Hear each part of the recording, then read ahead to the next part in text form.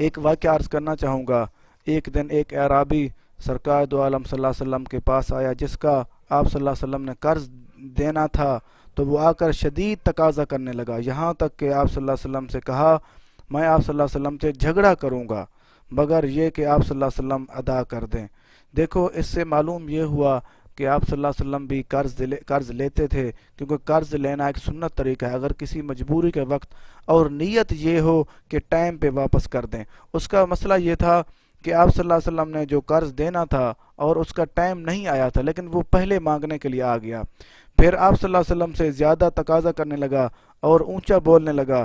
پھر صحابہ کرام رضی اللہ عنہم نے فرمایا کیوں جھگڑا کر رہا ہے، کیا صورت ہے، تجھے کیا ہے، تو جانتا نہیں کس سے بات کر رہا ہے، یہ تو ہمارے نبی پاک صلی اللہ علیہ وسلم سے آپ تو اتنے بے ادبی سے بات کر رہا ہے۔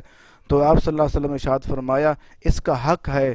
آپ رضی اللہ عنہ کو بلایا اور آپ نے فرمایا اس کا حق ہے، آپ اسے کچھ نہ کہیں، بالکل ہی، کیونکہ میں نے اس کا حق دینا ہے، یہ مانگ رہا ہے تو کوئی بات نہیں۔ تو رسول پاک صلی اللہ علیہ وسلم فرمایا اس کا حق ہے، اگر آپ رضی اللہ عنہم اس کو کچھ نہ کہو۔ آپ صلی اللہ علیہ وسلم نے اپنے صحابہ کرام کو روک دیا کہ اس کو کچھ نہ کہیں، کیونکہ اس کا حق ہے، اس کا حق میں نے دینا ہے۔ پھر آپ صلی اللہ علیہ وسلم حضرت خولہ رضی اللہ عنہا کو بلایا اور ان سے فرمایا اگر تمہارے پاس کھجوریں ہیں تو ہمیں قرض دے دو، جب ہمارے پاس آئیں گی تو تمہیں ادا کر دیں گے۔ تو انہوں نے عرض کی جی ہاں یا رسول اللہ صلی اللہ علیہ وسلم، میرے ماں باپ آپ صلی اللہ علیہ وسلم پر قربان ہوں۔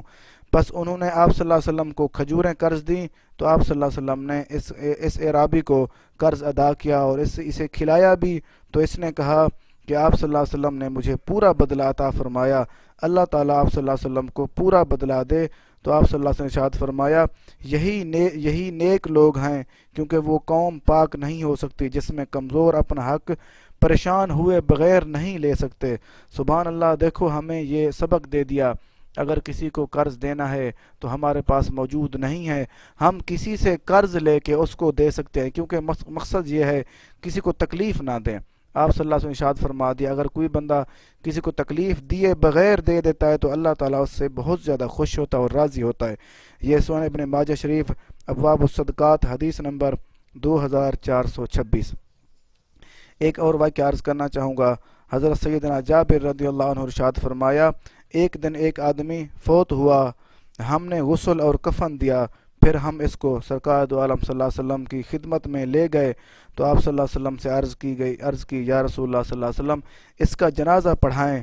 تو آپ صلی اللہ علیہ وسلم نے ایک قدم آگے چلے، پھر پوچھا اور فرمایا کیا اس پر قرض ہے؟ تو ہم نے عرض کی جی یا رسول اللہ صلی اللہ علیہ وسلم اس کے ذمے 2 دینار قرض ہے۔ تو آپ صلی اللہ علیہ وسلم واپس چلے گئے۔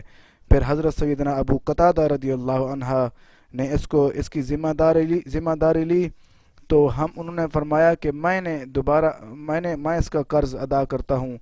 تو پھر دوبارہ آپ صلی اللہ علیہ وسلم کی بارگاہ اقدس میں حاضر ہوئے اور حضرت سیدنا ابو قتادہ رضی اللہ عنہ نے عرض کی یا رسول اللہ صلی اللہ علیہ وسلم 2 دینار میرے ذمے ہیں۔ تو سرکار دو عالم صلی اللہ علیہ وسلم ارشاد فرمایا تحقیق قرض خواہ کا حق پورا کر دیا گیا ہے اور اب میت اس سے بری ہے۔ حضرت سیدنا ابو قتادہ رضی اللہ عنہ عرض کی جی ہاں یا رسول اللہ صلی اللہ علیہ وسلم۔